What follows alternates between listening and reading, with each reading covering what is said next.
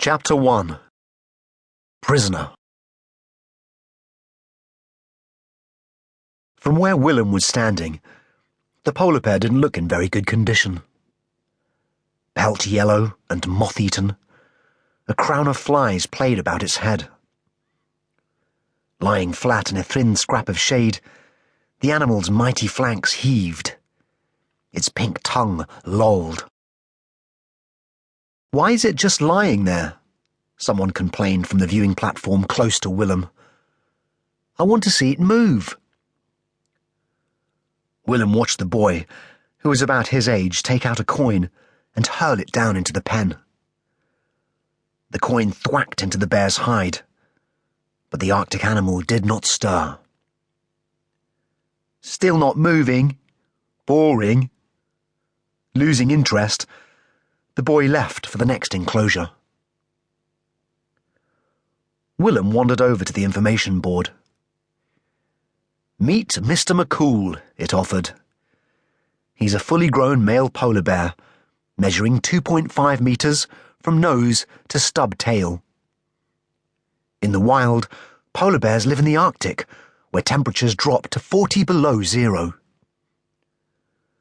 No wonder the animal was panting, Willem thought. The spring day was warm and sunny. The Latin name Ursus maritimus, the board explained, means bear of the open ocean. Polar bears can swim for 4 days without resting. Willem looked down at the zoo enclosure's stagnant pool. The bear wouldn't even be able to swim 4 strokes in there. The unfairness pricked him like a hot needle. "Lord of Glacier and Berg," the information continued. "The great ice bear roams freely in one of the world's last wildernesses. Once the concrete pen must have been painted white to mimic an iceberg, but now an ashen, lifeless grey. It was more like a corner of the moon than the North Pole. A hole led down to a damp bunker. The captive's den. Mankind is their only enemy, the board concluded. Polar bears, the world's largest land predator, with a sense of smell 100,000 times more powerful than that of humans, are an endangered species.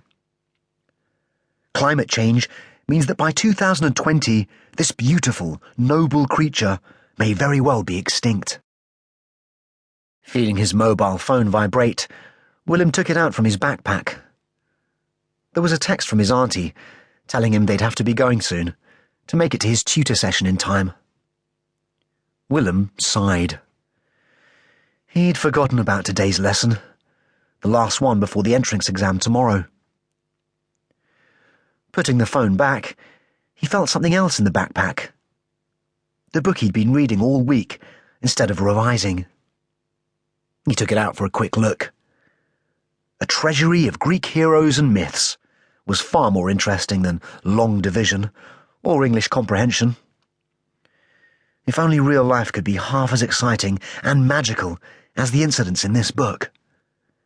If only Willem could do the kind of things that the Greek heroes did. The first thing he'd do would be to rescue this polar bear. "Look! It's woken up!" somebody shouted. Stretching and yawning, the polar bear rolled onto its back. The visitors gasped at the sheer power on display, then groaned with disappointment as the animal lay still again.